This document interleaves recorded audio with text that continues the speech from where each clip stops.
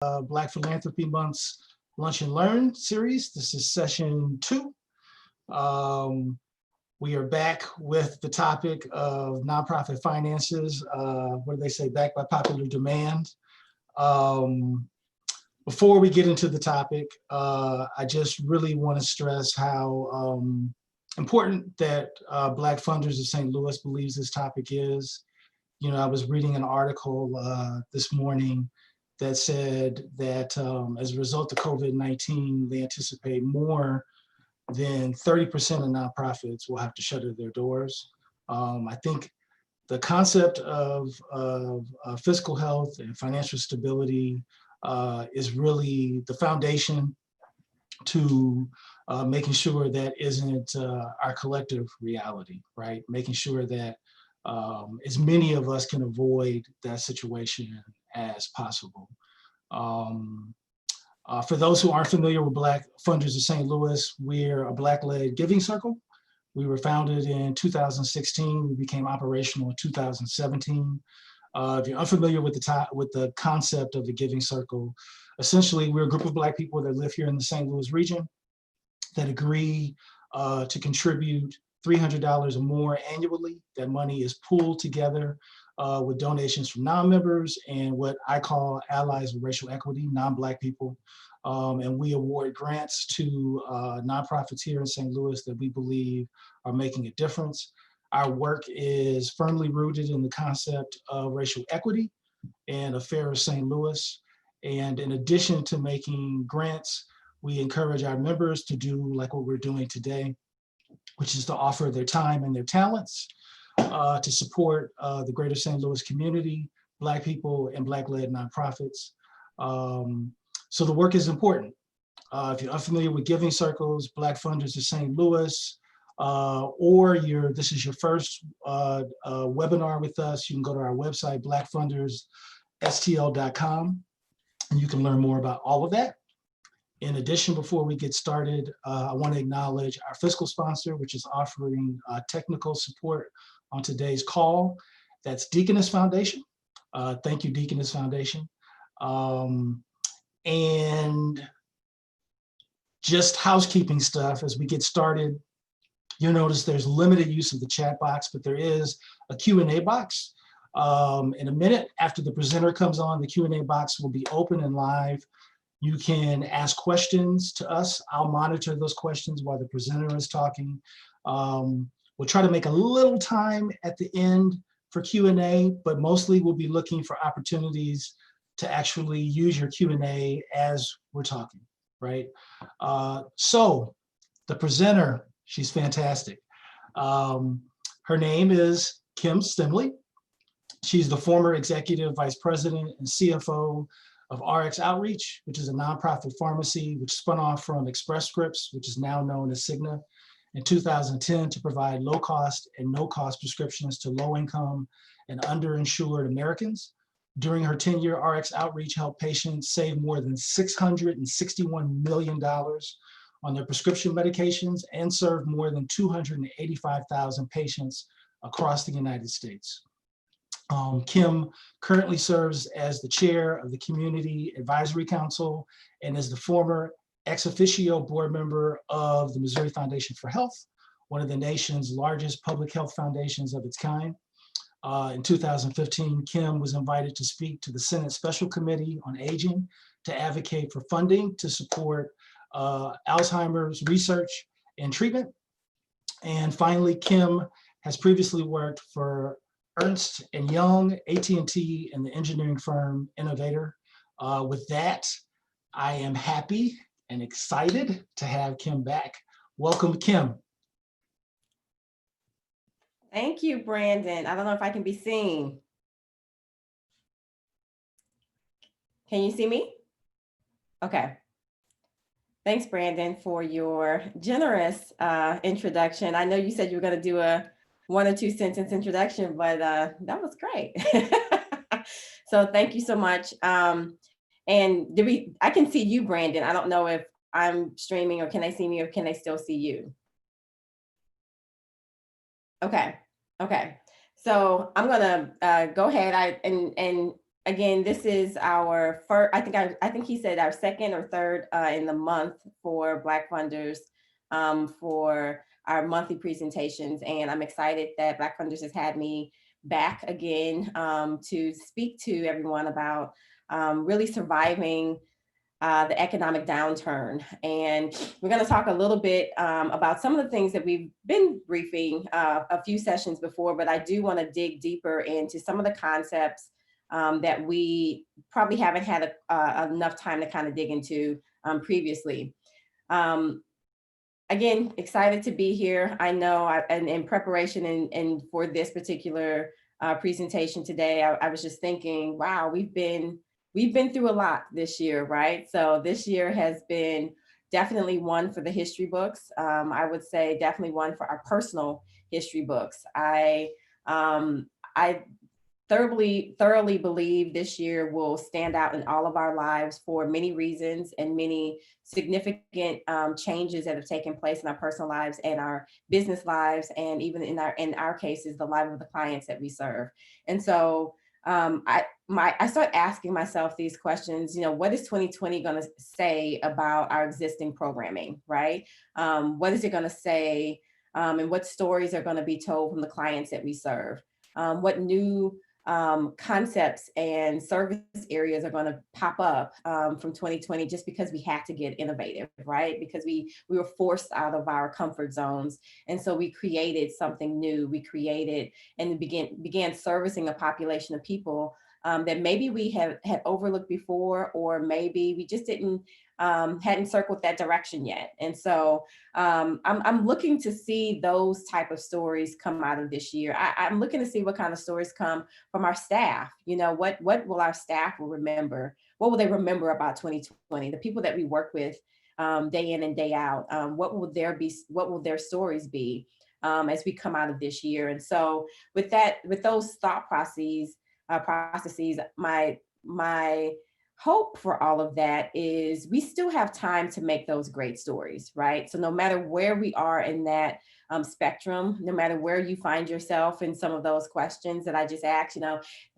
asking some of those questions may have given some of you anxiety, you know, in your stomach, like, oh my God, you know, I don't know what stories I'm going to tell. You may know some existing things that you're struggling with today, that those questions kind of stirred up some things. But hopefully to give you hope today, we still have time. You know, it's literally the beginning of August, and there is still ample amount of time to begin to turn those stories around and to make them great stories, and where we're already doing good, to make them phenomenal stories. And so as we go into this presentation today, I'm going to kind of give us a preview of how we're going to get through this. There are slides. I actually have a slide presentation today, so I'm going to bring that up. Most of the time, you'll see the slides and you'll hear me talking over the slides. But I do, as Brandon said, want to constantly check for your questions in this Q&A. So as I see questions popping up, and as Brandon sees them popping up as well, please feel free to just ask questions or share your thoughts throughout this entire presentation. I'll stop as I see those developing and respond to the questions. And so I want this to be as interactive as we possibly can make this. And so, yeah, let's jump into it. So the topic for today, I'm going to pull this up on my screen. And we are going to know and hope and pray that I'm doing this correctly.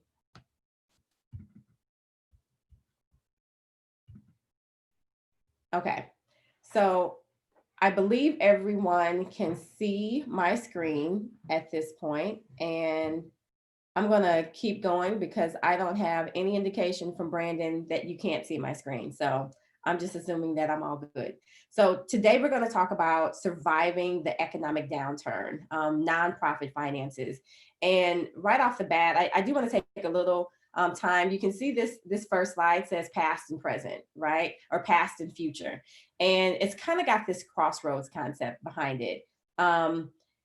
we're already in August, so past literally could be the last 8 months or 7 months that we've already incurred in this year. Past for you could be the last 2 years or last day in some cases. And future, literally, what we're speaking to today is not just the remaining of this year, but the future for the next life cycle of your nonprofit's journey. What is it going to look like at 12/31/20, but what is it going to look like at 12/31/21? What is it going to look like 2 years from now, 5 years from now? And so some of the things that we're experiencing right now and some of the work and the modeling that we're going to do today is going to help you to be able to answer those questions. Again, Brandon did a phenomenal job of introducing who I am. My name is Kim Stimley. Again, happy to be with you all and happy to be with Black Funders of St. Louis again. And so this just lays out a roadmap of where we're going, what we're going to talk about today. Right off the bat, I do want to spend some time talking about improving the financial discipline of your organization. And what does that look like? What themes are popping up now? Why is this such an urgency to improve financial discipline now? There's some obvious reasons, but there's some reasons that are not so obvious. And then we're going to address scenario planning. And we're actually going to take a little bit of time and build out what we just learned in scenario planning and building a financial model based on those scenarios. And then I do want to end up with some best practices, some concepts that I believe we all need to be aware of. And if we're not practicing them, we need to put them in place like today. And then again, this Q&A is on the end tail of the agenda, but I'm going to try to run it through the entire time. So why do nonprofits need to improve their financial discipline? Right off the gate, recent events have exposed the need for improved financial disciplines, right? That allow for two things: real-time management and rapid decisions in an increasingly unpredictable future. Those two that are highlighted there in blue, if we get nothing else out of this presentation today, those are the two spaces that I want you to be good at, be better at. And that's being better at having real-time management and better at having rapid decision-making process. And, I know I have been of the training that you want to take kind of a slow and methodical approach to making decisions. And we just don't have that. That's not the environment, unfortunately, that we are living in. I think many of us, if not all, are from St. Louis. And, what was that, 2.5 weeks ago, we were told the schools had 3 tiers and they rolled out a plan for how our children were going to go back to school. And then literally a week later, it completely changed, right? And leveled the playing field for those that had already adopted a system. And now, nope, everyone's doing virtual. And so that was a rapid change, which caused rapid impacts to all of us, not just our children, but our economy. Your nonprofits are probably impacted by that decision. And so I use that as an example to say, we don't know what's going to happen tomorrow, right? We don't know what's going to happen next week that will literally have a major impact upon your organization. And with changes like that taking place, you need to be able to adapt quickly. You need to already have systems in place internally to respond to those internal, and many of those are external drivers that are impacting you, that are causing you to make decisions really quick. And literally quick means I don't have a month to sort through this. I may not have a week to sort through this. I literally may have a day. And so with that being said, I do want to also stress the importance of building a team of trusted individuals that can help you make these decisions in difficult times. That is going to be absolutely critical for everything that we're about to do today. This is going to be a model of how to do it, but that team of trusted individuals that you pull together, I would say that's going to be your HR, that's your finance, that's your program directors, that's your operations. IT individuals, your board of directors, if you have access to legal, be able to pull in some legal expertise from time to time. Those individuals that you value as your circle of influencers that work with you, they're going to be critical to making sure that everything we talk about today are going to improve the outcomes of your nonprofit. So new problems. We kind of know what they are, but they are unique. And so we're in increased marketplace volatility, which creates an inability to predict the future. Annual planning and forecasting processes, it's too inflexible to enable effective decision making. So what that means is for those individuals that have been doing a great job, every year you do an annual budget. Every year you do cash forecasting, and you do cash forecasting on a monthly basis, a weekly basis. You're good at doing budgets for your programs and budgets for your departments. You're great at that. And you do that kind of on an annual basis. And you may periodically review it and update it at some point. And most of the time you don't, right? But even that process is actually ineffective for the environment that we're living in. Internal and external risks are not built into that model. And so that's one of the reasons that process that you did in 2019, that budget you did in 2019 is probably blown out the water. I've looked at several budgets already this year of major organizations that have had to revamp their budgets because they just don't make sense at this point, right? You need to be able to easily understand your cash needs. And right now, there's some difficulties just in the environment that we are and the fast pace of the environment changing that makes that it makes it harder to understand simple things like, hey, what cash balance do I have? How much cash do I actually have? And so sometimes it seems like a simple question, but it's not as simple in this type of environment. But we'll look at it. And then there's a lack of structured process. There's a lack for a structured process of a long-term financial outlook. And that's getting to that 2021, 22 outlook. Are the things that I'm doing today, are they positioning me to be in a good place in a couple of years from now? So that means if those are the new problems, these are the new solutions, okay? We need to have the ability to manage multiple views of the future.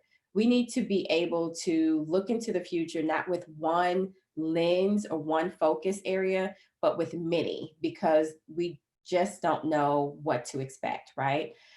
We need to incorporate a future focused on a view across multiple time horizons. And so when I look into the future, again, I keep using those dates, but I can't look into the future and stop at 12/31/20.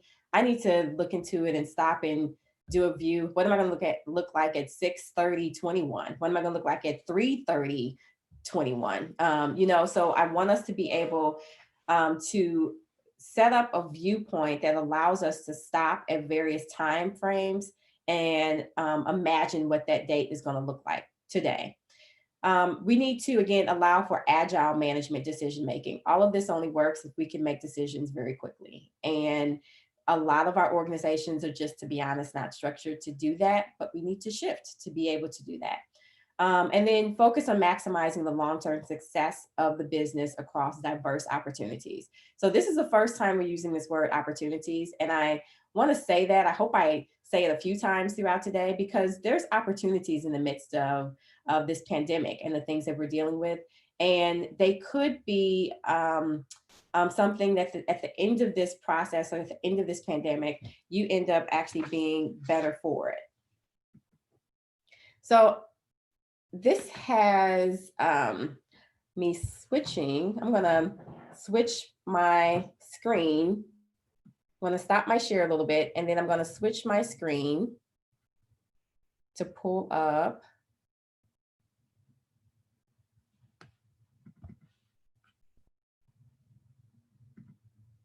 Okay.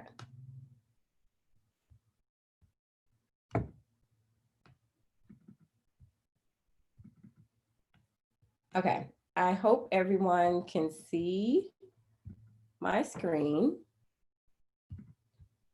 And this is actually a slide from Deloitte and Touche, actually. The reason I wanted to pull up Deloitte and Touche's slide, because I think it's just a perfect picture of how COVID-19 has impacted all of us. And I know today we are speaking directly to the nonprofit sector, but I want the nonprofit sector to also understand that you are part of a bigger group of individuals that are struggling with the exact same things. And so we're all in here together, regardless of what industry you're operating in within the nonprofit sector, regardless of where your role may be within your organization.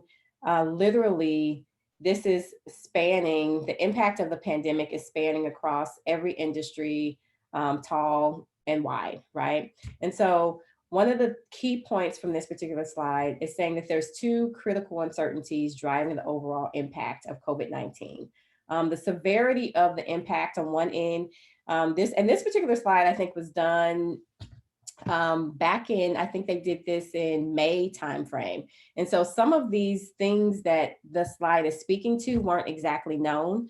But I think, as all of us I'm gonna kind of walk us through it as we talk through this slide. I think we all are knowing that we may know a little bit more of where we stand today. So on the low side here, on the low impact of the severity of the pandemic, it's got that there's a rapid peak, right?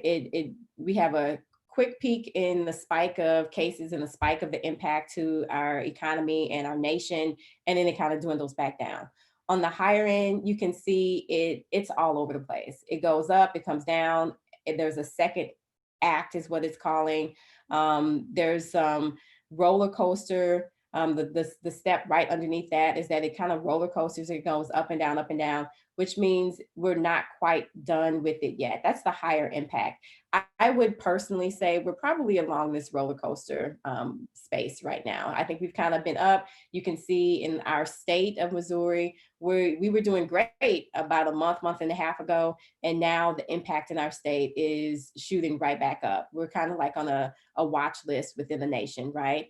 And then the number two is, what is the level of collaboration within and between countries? And so these are the best industry leaders in our nation, really. This is what they're using to assess the severity of the pandemic. And what they're saying is how you kind of know the severity of it depending upon how well we collaborate with others.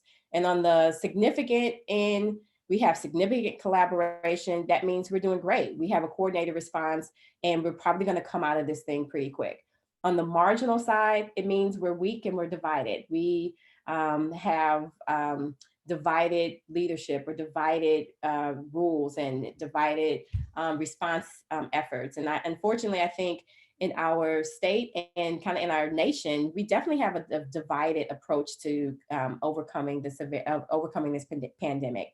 And so what that means, and I wanted to bring this up, is to say these are the thought processes that organizations and corporations are using to determine how long is COVID-19 possibly going to affect my organization, to affect my business, to affect my clients, to affect my revenue, right?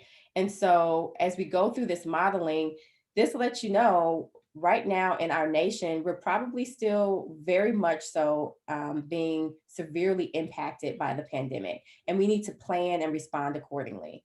Other key uncertainties, the healthcare system and the response to that, the economic consequences of the crisis, of course, and then social cohesion being a response issue with the pandemic. All of these drive whether or not we are coming out soon or not. And I'm going to, again, switch us back to the screen that I had before.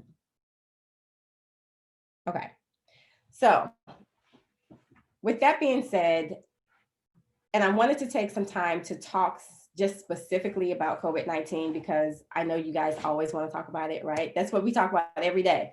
We talk about it at our homes, in our families. We literally talk about COVID-19 all day.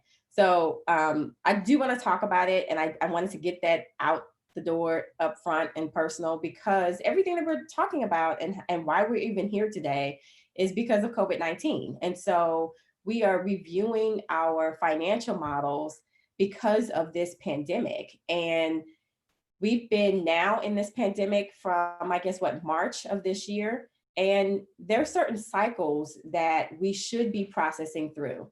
And you can see this particular slide has the COVID-19 pandemic kind of in the middle there. And then the cycle of us getting through this is around that. We've got to respond, we've got to recover, and then we've got to thrive through this thing. And so responding to it has this response phase has a couple of behaviors inside of response. It's a near-term action. It's, hey, do I have enough liquidity for the next month? Do I have enough capital and working cash? What's my cash flow looking like? Do I have enough, in some cases, to pay payroll for the next 3 months? What does this look like? Do I need to have capital expenditure and reductions? Do I need to refocus some of those capital expenditures? We can't focus here. We need to put some of those efforts and assets over here. And so with that being said, that's when you're kind of in a response. You're just literally responding to the impact that COVID-19 has literally hit your organization and your client base, really. And then at some point when we kind of get stabilized there, we should be shifting to what we call recover. And recover is that midterm section, that midterm space where, okay, I can breathe a little bit. I know what my cash looks like. It may not be great. It may not be terrible, but I know what it is. And now I need to start planning. I need to do some scenario planning and some driver-based forecasting to identify what's life going to look like for me in the mid to long-term future. And then after we understand that and actually start executing that, we need to start planning to thrive, right? What's our longer term plan? Once I make it through COVID-19, because our thought process should be to make it through it. I always say, if your mindset before we even start is I'm going to fail, you're going to fail. So if we go into this that, hey, I'm going to survive this, I just don't know how yet, then great. We're going to get through how we figure the answers out. But we've got to get into a mindset that I am going to thrive and I'm going to make it to a long-term viewpoint. That is going to require some reimagining of the business into its new next normal. Business today won't look the same, or business tomorrow won't look the same as it looks today. And so some of those thoughts that you guys are having, I know you're getting innovative right now. I know your creativity is churning up inside of you. I know you figured out ways to do business and ways to service your clients that you had never thought about. And so, hey, wow, is that my new next thing? I need you to start developing that into an actual plan, to develop opportunities and options now and implement dynamic portfolio and targeting. So in the slide before where we talked about midterm, that midterm space, it pulled out the terminology of scenario planning. And that's where I kind of want to hang out a little bit today, because there's a lot that we could cover, but we don't have a lot of time. So I want to spend some time talking about scenario planning, because that's the space that's actually going to help you do a couple of things. It can help even if you're in the near term and you're still trying to figure out if I have enough cash flow. That scenario planning is going to actually help you in that space. But even if you're not in that space and you're saying, hey, I kind of know that game, I know where we are in terms of how much actual money I have, how much actual liquidity I have, then at this point, scenario planning will help you in that midterm to shift you forward to being able to be in a thriving space. So either way it goes, we got to get to scenario planning, right? So what are scenarios? Scenarios are stories. They're stories about what the future may look like. What is it going to look like? Again, I keep using the 12/31, the 6/30/21.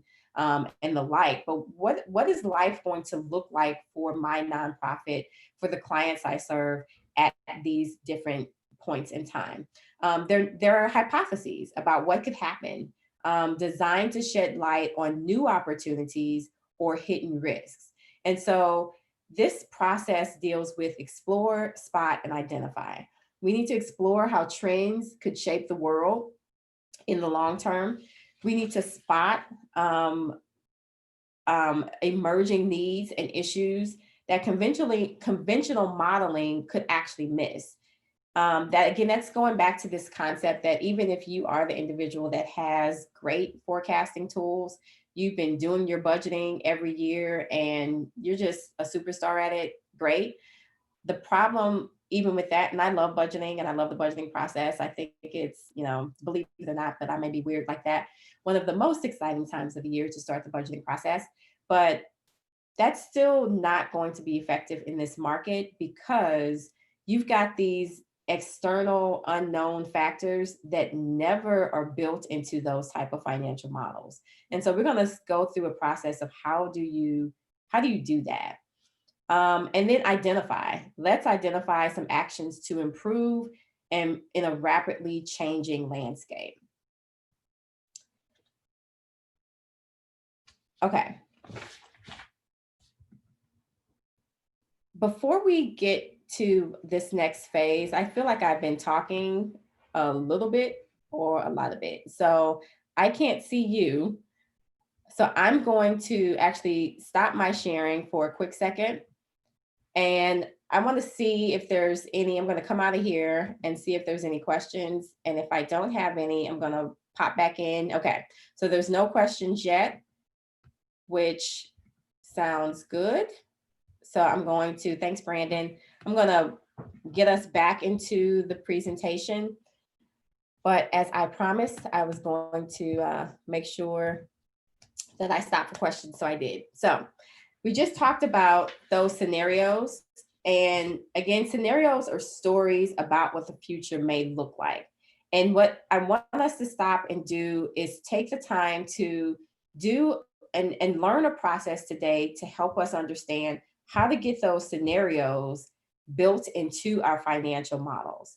And so in this particular slide, you can see there's change drivers, there's the internal impact of those drivers, and then there's the financial impact of those drivers, right? And so it all kind of like trickles forward.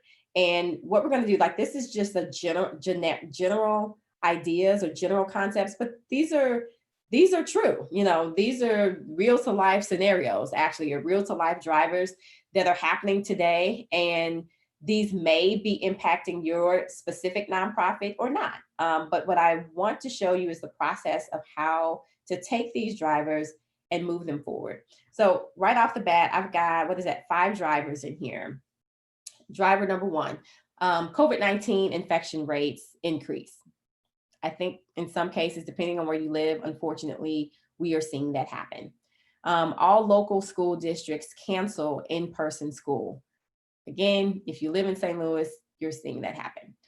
Major corporate donor loss, 40% of their sales. So one of your major corporate donors, I'm going to make it up, maybe, AT&T. I don't know, they support their foundation, may give you X amount of dollars, and they just lost 40% of their sales. It may not be an organization as big as AT&T. It may be a smaller organization like a debt wizard or a farmers insurance agent or something like that. And they lost 40% of their sales. Does that have an impact on the fact that they were one of your key donors and they gave to you? You kind of got to look at that. Local regulations increase restrictions. I think we might be living in that too. 2 months ago, our region lightened up on our restrictions of how we can move about the city. And then they put more restrictions on us on how we can move about the city, how we can go to restaurants and dining. That may have an impact on you.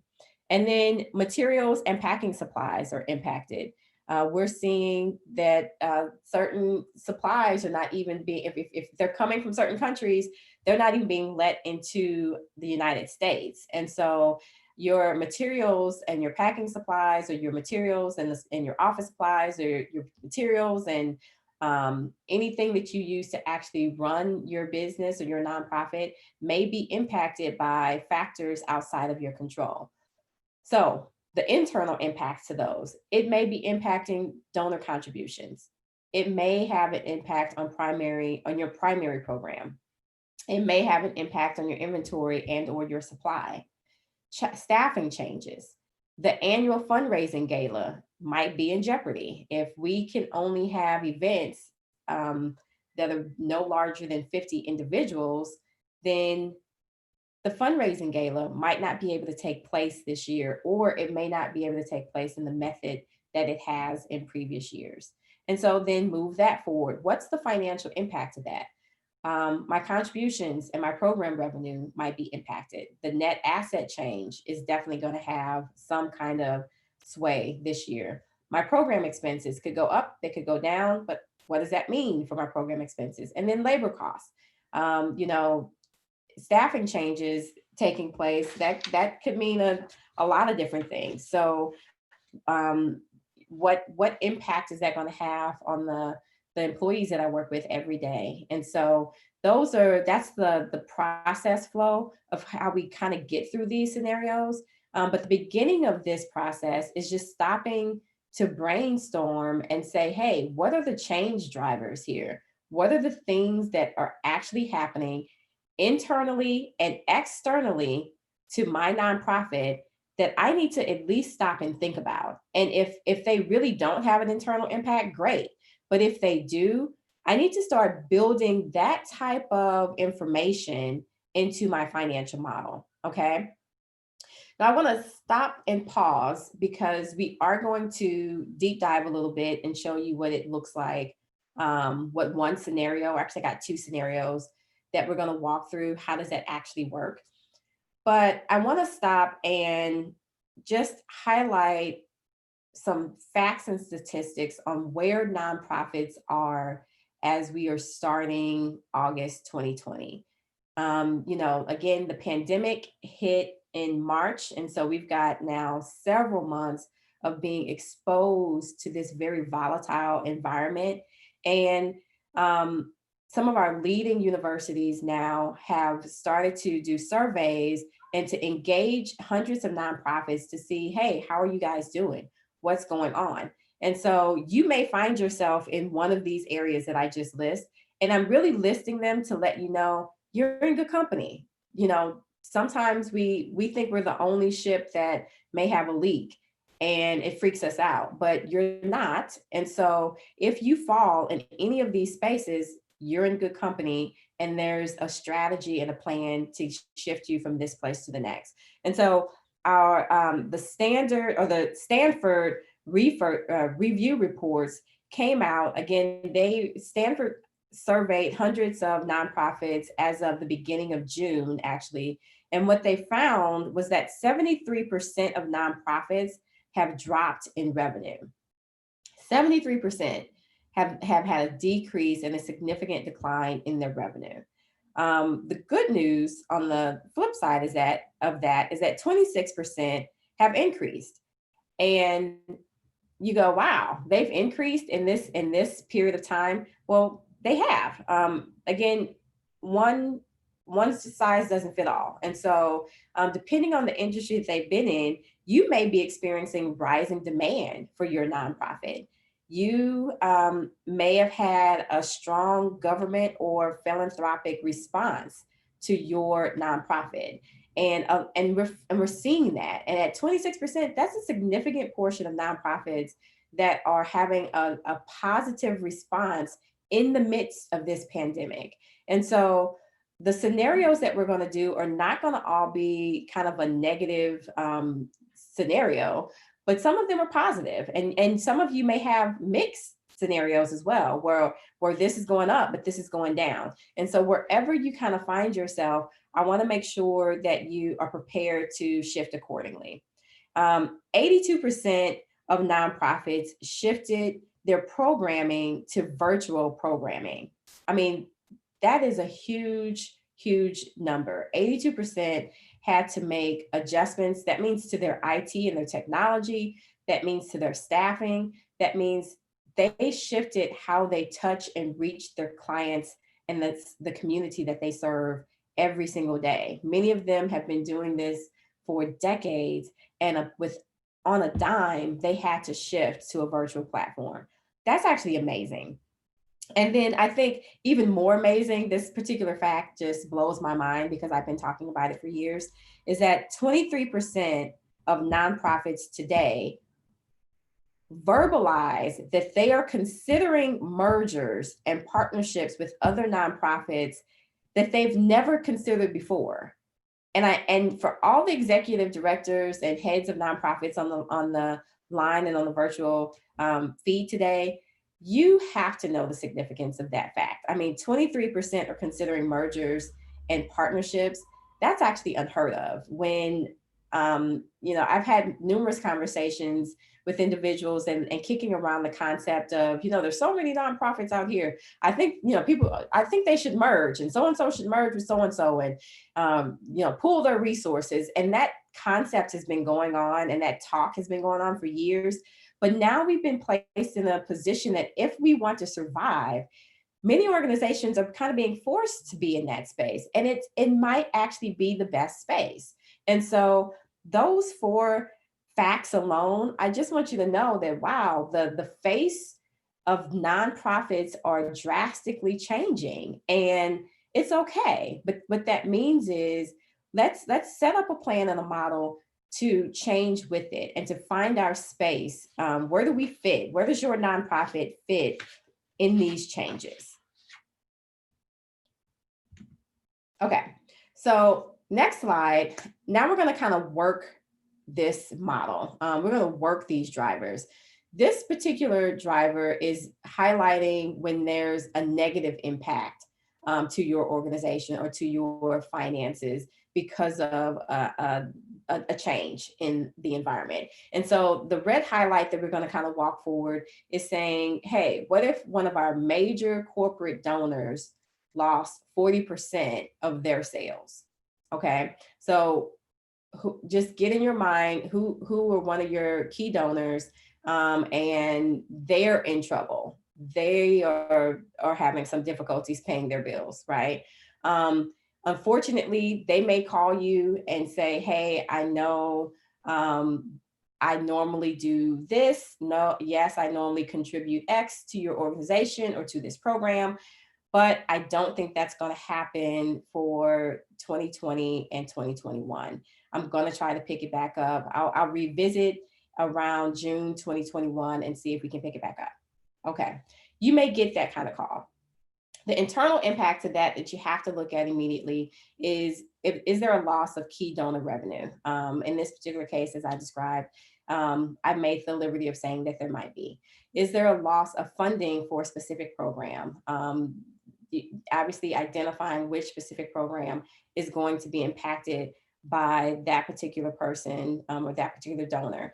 And then the loss of funding for staff members. Obviously with any program, there's people attached to it. And so we need to understand, can I have those people still work on different programs, or do I need to furlough that individual, and what is that going to look like? So then that moves forward to a financial impact. It reduces contributions and program revenue from that key donor. It reduces or ceases the programming associated with that donor's funds. And then again, I have to consider reducing the staff members due to that particular loss of funding. That's kind of straightforward scenario, but you could do that exact same scenario with any one of these drivers, specifically with the fact that the school districts canceled in-person school. When I sat down and thought about that, depending on which industry you're in, that actually may be a positive impact to your organization. I used to sit on the board of America Scores, and Brandon knows America Scores, I know very well. But it's an after-school program for poet athletes, and maybe the after-school programming right now is about to skyrocket. You've got more kids at home doing in-person school, in-person school. And in that particular case, you've got parents that are trying to figure out how to do their jobs and get the kids and their schooling. And so to have just a couple of hours to be able to, after they're done with their virtual learning, to then now you shift to do something virtually and some kind of interactive approach with America Scores. I know people would probably, there's funds out there to pay you to do that right now. And so, and that may be conversations and that you have never been able to get full leverage on before. I know sometimes it's difficult getting in with certain school districts. They may be looking for you now. They may be hunting you down now to actually work with you. And so again, all of these drivers are not necessarily negative drivers, but you want to stop and look at them. And again, with your team of trusted individuals, ask yourself, hey, is this working for me, or how does this work for me? And then this is the positive impact to these drivers. Again, I use the local school districts, but with this could have an increase or created new service areas. It could have an increased visibility in your school districts that you didn't have before. I couldn't get the meeting with the principal before. Now I can get the meeting with the principal, which is great. Internal technology needs to be updated. So you may have to come in and do some IT work to get you ready and built up to actually service students in a new creative way. And then there's financial impact to that. Obviously, we want to do this because it's increasing our program revenue. It's going to create or expand existing programming. The cost of it's going to go up too, right? So there's some kind of IT cost related to that, and that has to be vetted out. And then there's going to be possibly an increase in program staffing. And so you may be able to use the existing staffing that you have to help out with these scenarios, but you also, depending on how big it grows, you might want to shift and to add staffing because you're just killing it right now. So in these particular cases, again, change drivers can be positive, or they can have a negative impact to your financial results. Both of them, you want to be able to build them into the model. I'm going to get into the model real quickly, but again, I'm going to stop and check and make sure, does anyone have any questions? I'm kind of reading through here. And it looks like we are pretty good on time now that I understand our time a little bit better. Okay, if we don't have any more questions at this point, I'm going to pull up for us a example of kind of what I just talked through.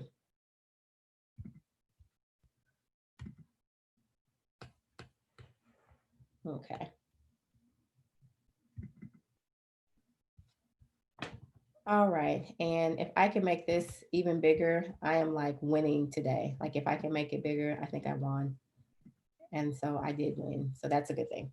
So what you have before you is a spreadsheet. I know the spreadsheet is back, everyone.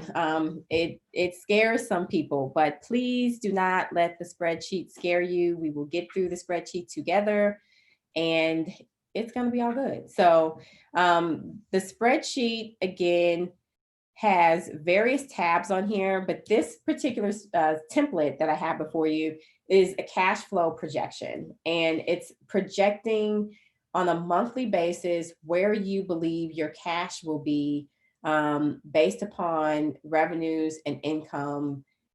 Most of this revenue and income should, in this entire model actually, hopefully exists, that you can pull this easily from a budget that you've already started, that you've been working on, or a statement of activities that you've been working on. And this is something that all this data is already kind of in this format. And then you can just begin to kind of tweak things in and out to shift to the scenarios that we kind of just spoke of. So I'm going to try to take one of these scenarios that we talked about, and I'm going to actually start on where the first one, where it talked about the key donor loss, where we had that one donor that has been such a faithful and phenomenal donor for the last several years. But unfortunately, because of COVID-19, they've had a 40% decrease in their sales. And they just contacted you and said, hey, I know we do this typically, but I don't think I'm going to be able to fund you at all or at that level. And so what does that mean? And how do you plan that out? So this particular template, again, I'm going to talk through, they're all kind of set up the exact same way, but I'm going to talk through how it's set up. It's got on the column A here, all of your cash or your revenue coming in this section, cash received, and then it's got your cash dispersed, separated between your program costs and then your administrative costs. And then it's got what the total cash dispersed is and what your net cash balance, okay? Now, your specific cash flow, this is a template, this is a model for you to kind of look at, but it may be more complicated or less complicated. And I'm using cash as opposed to using kind of a profit and loss statement or profit and loss viewpoint, because I always say cash is king, right? So if you know where your cash is coming in and out, you can also use the P&L approach, but this is an easy, quick way for you to know, do I have enough assets to cover the expenses that I have in any given month at any given time? And you can see with this is for a period of time. This is from June through December. So that again is starting to build our time horizon that we talked about. You want to build this thing out definitely for the remainder of this year, but you want to build it out for all of 2021, the best that you know how, with the best information that you have, and then update this thing as you have new information. So if I acquire a new donor at the end of this year that says, hey, we're gonna step up and start funding you at this amount through June of 2021, add that to you. Now you can easily and quickly add this to the model. And then this is all fed through that it will allow you to quickly see what's your new net bottom line, okay? So in this particular case, what you see on the far left is I've got my beginning cash, your beginning cash, and I'm starting this out in June. So in June, I'm calling this column my original, but this is really, call it pre-COVID, right? So pre-impact of anything. This is just our normal operating month in June. And then after June, this is when we start to see some shifts and we want to plan for these shifts. In this particular case, we have our beginning cash of $24,500, and we've got two donors in this particular scenario: key donor 1, key donor 2. Key donor 1 typically was supporting us at about $10,000 on a monthly basis. Key donor 2, about $15,000. And so we got the phone call, the dreaded phone call, that both of them are reducing their contributions to us. And so in July, that 10,000 went to 5, and that 15 also went to 5, right? So not exactly what we want to see. But in both of these cases, and I'm actually going to send that. I'm going to say maybe donor 2 isn't. So donor 2 didn't drop us to 5. Maybe donor 2 took us to 7,500. So just say half.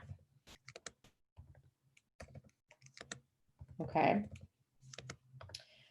So in this scenario, now you can see our revenues dropped substantially, unfortunately, but we went from having $54,000 at the end of June. We dropped to 29. We know now it's dropping to 5 by the end of this month in August. And then beginning in September, we've got a problem, right? We've got a hole that we need to cover. And so right off the bat, doing just that simple adjustment in the model quickly lets you know the time frame that you're going to start to see a negative impact to your resources. This means in this particular model, with knowing that, we so far haven't made any adjustments to our costs. So we've got our program costs and we've got our administrative costs. If I know going into August that if I don't make any changes to costs, I'm gonna drop down to $5,000. Well, that means that's already a driver to let me know I need to cut costs, right?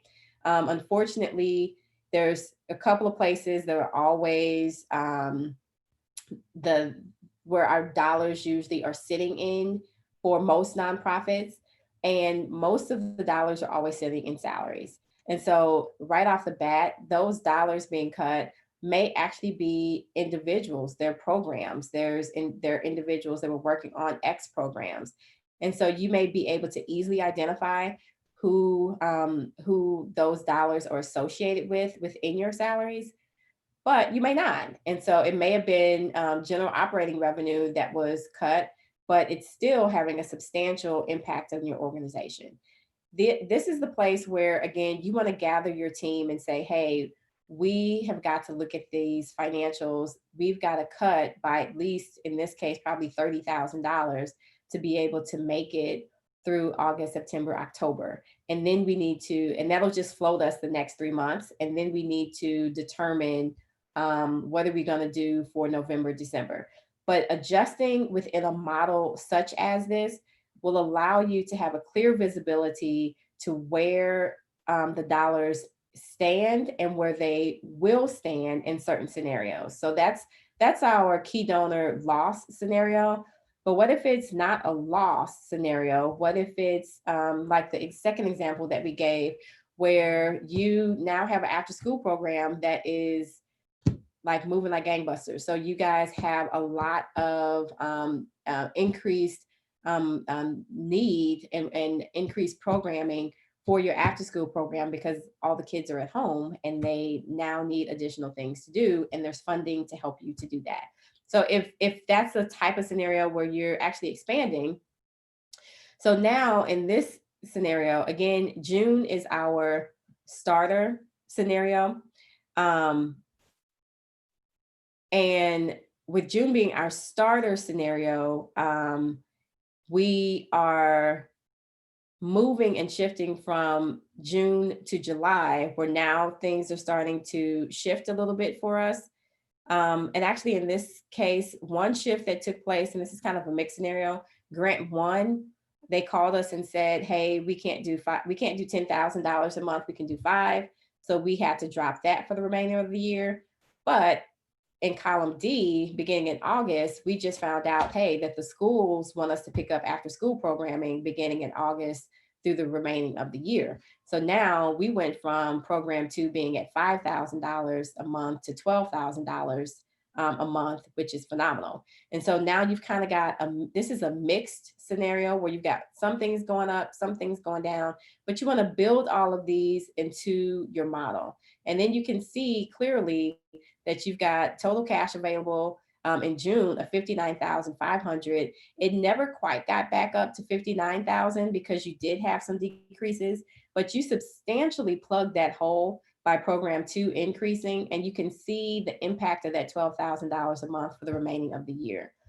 And then once again, you want to increase or determine whether or not that means, do my cost increase associated with that? In this case, I said yes. I made the assumption to say yes in August because I think we're going to do so great. And I increased our salaries a little bit to help with that after school programming that I think is going to do so well. So in this case, this is, again, a combination of us taking the change drivers that we talked about in that other slide and build them forth into what's the internal impact to the organization, and then have that internal impact show up in our financial model, show up here in your cash flow projection, show up here in your analysis to determine what are those dollars going to look like and flow through. And the good thing about this particular type of model is it's yours, right? You can save a new one of these every hour on the hour if you want to, and just play around with it. As new data approaches, again, as we get new information in our unpredictable society that we're living in right now, these are the areas that you want to roll that new information and those drivers in here. Okay. I feel like I'm talking again, so I'm gonna stop again and just do a quick check-in with everyone. See how everyone's doing. Okay, Brandon says I'm okay. So I think I've got 15 minutes is what he has just told me. And I think they gave me a little bit more time, so I'll take it. So I've got a little bit more time, and with our last 15 minutes, which is good timing, I'm going to close that out. I'm going to pull the slide deck back up, but before we kind of shift thought a little bit,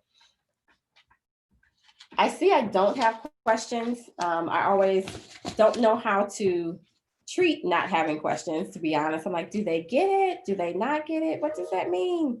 They don't have questions. But the main thing that I want you to receive from the entire thing that we just went through with the modeling and the scenarios and all of that. And I think we're going to make sure that these slides are available as well for individuals if you want to go back through. Take this information, take how things are structured and set up, and literally use that as a way of determining how all these shifts in our society impact your nonprofit. And then that's how you fold it into your cash forecast. And then surviving the economic downturn is strongly built upon your ability to plan and get ahead of it. And so what we have just talked about is a process. How do I plan for unpredictability? You know, it's like, how do you plan for the unknown?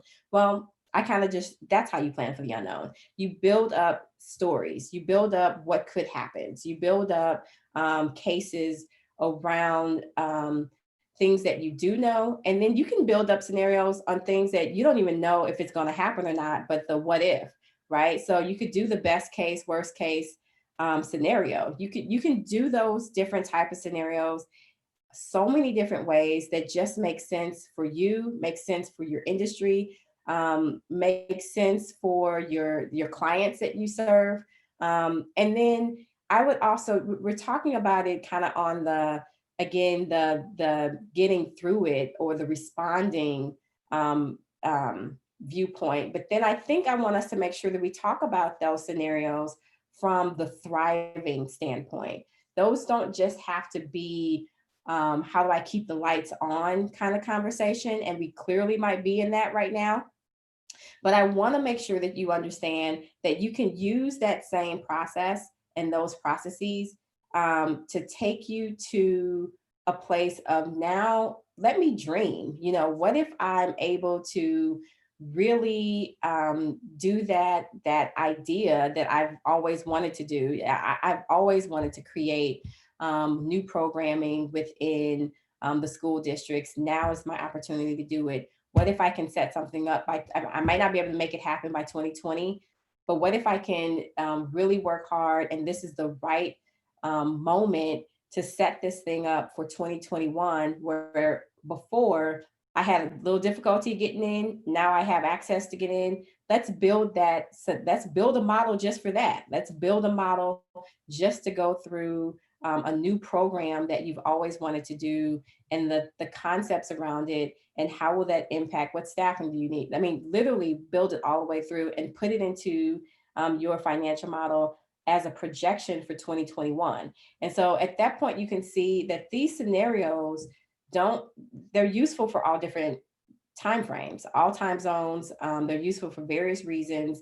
And organizations, what I just showed you, I promise you, organizations big and small use the same methodology to come to solutions. They use the same methodology to determine whether or not they have the right capital to start a new venture. They use the same tech methodology to determine whether or not they should and can build out a new wing in the hospital next year. Do I have the resources to build that wing out? Do I have community buy-in? You know, they start with those drivers. Do I have are the ingredients right? Is the atmosphere right within the drivers, within the community space, within the hospital and healthcare space? Are the drivers right for me to be able to move forward into this space? And if it is, they start to build the impact of that internally, and they then build out the financial models to support that same concept and ideas. So I just want to clarify, because I don't see the questions, but so that everyone fully understands that that's how you use them, and that's how expansive they can be if you want to use them that way. Okay. So changing a quick thought, and I'm going to pull up our slides again. And our last concept that I want to share with you are just some best practices, right? Some best practices in terms of not just the time that we live in right now, but it is the time that we live in. So some of these are specifically kind of skewed to the fact that we're in a pandemic, and some of them are just kind of best practices. This is what we should be doing for the viability of our organization. The first one, and this is because we just went through those scenarios on pulling out the drivers and then walking those drivers forward. Well, you can only pull out the drivers when you're abreast of what is happening. And so you got to stay abreast on what state and local governments are issuing in terms of emergency or shelter in place orders, curfews. I know protests have been in months past and weeks past really kind of a major impact in our city. It may have shut down access to your street, where clients were able to walk down your street before and come and get their services, or come and meet with someone. If the street is shut down, they can't even get to you. And so you have to be able to understand what's happening in your immediate area, as well as I would say, I need to know what's happening locally. I need to know what's happening in the city and in the state and then in the nation. If we don't make it to international, which I always say we need to know that as well, but we definitely need to know what's happening in our region. And then build those, if something significant is happening, build that into your drivers. Establish processes for partial or complete shutdown so that you don't get disrupted with cash receipts, cash disbursements, or payroll. What that means is, again, those drivers, we don't know what's going to happen. And so if something changes on the dime, you need to be able to still operate and do business. And so moving to online platforms with accounting platforms, online payroll platforms, online banking, all of that is absolutely crucial in the market and the environment that we live in. That is going to help you to survive. And so all the modeling in the world is great, but it's not great if you can't actually execute any of these transactions. If you can't execute payroll, if you can't, you got all the cash, but you can't execute payroll, or you can't execute a banking transaction because you don't have online banking, then it's not so great. And so right now, there are a lot of affordable online platforms. Obviously, banks and things like that offer a lot of those platforms at minimal cost, sometimes zero cost. But again, look into TechSoup and other organizations that right now are supporting nonprofits like never before in making sure that they have access to software and hardware to make their lives easier. Be prepared to make tough decisions right now. If you have to reduce headcount, I would consider using a furlough option as opposed to termination off the bat.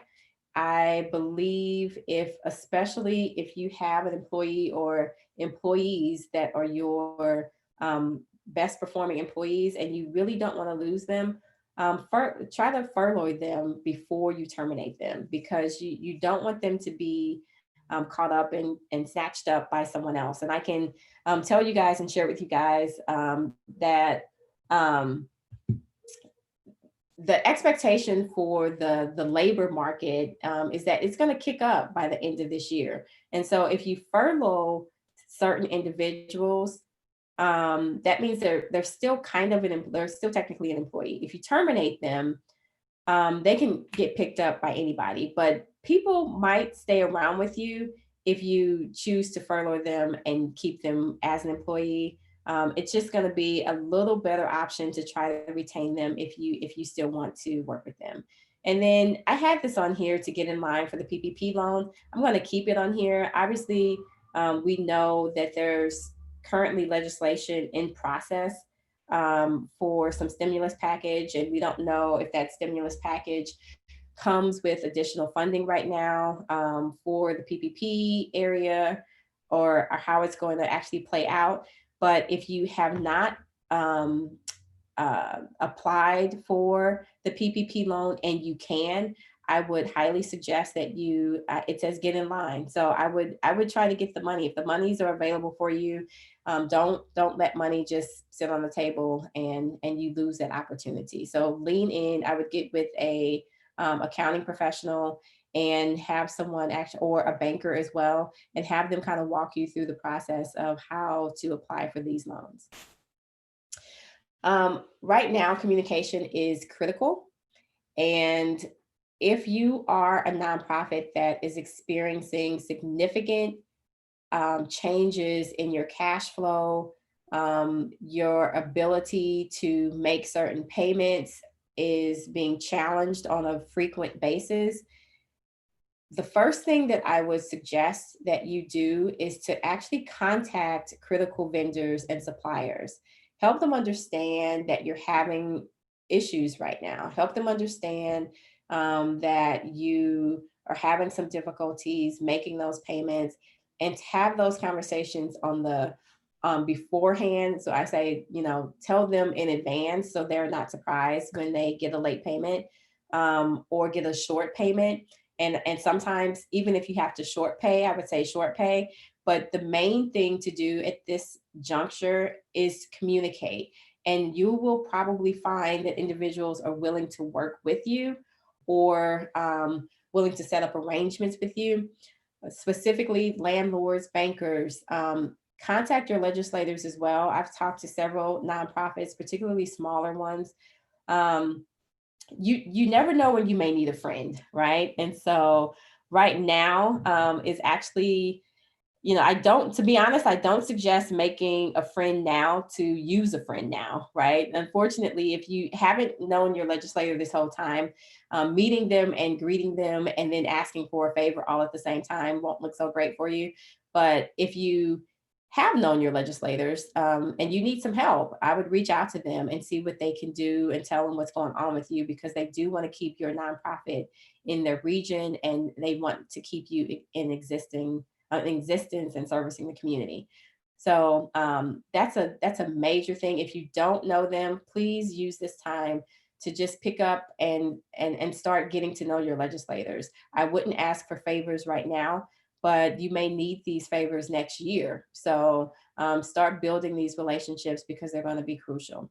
The last thing that I wanted to say, and I think I have just a few minutes here, is I've talked previously about insurance policies and understanding your coverage. And every single time I talk about it, I have more information on kind of where we stand. And so I still want to point out to individuals, pull out those insurance policies and understand what coverage, if any, you have against business interruption insurance. What's your exposure if an employee gets COVID-19 while working on the job? That means look at those workers' compensation insurance, pull out that general liability policy, look at your board of directors coverage right now, your umbrella coverage. You need to understand what coverage you have to mitigate any potential risks that your organization may face, again, in this uncertain time. And all of these things combined that we talked about, I know we talked about a little bit of a lot, but these things will actually help you and secure your positioning in being able to survive this economic downturn. You just doing this, doing the modeling, asking the hard questions, talking to people, getting answers, planning and preparing will definitely position you to be a lot better off than most organizations and nonprofits that don't know exactly where they stand at all. Okay. So with that being said, I am going to stop here. And I don't see any questions.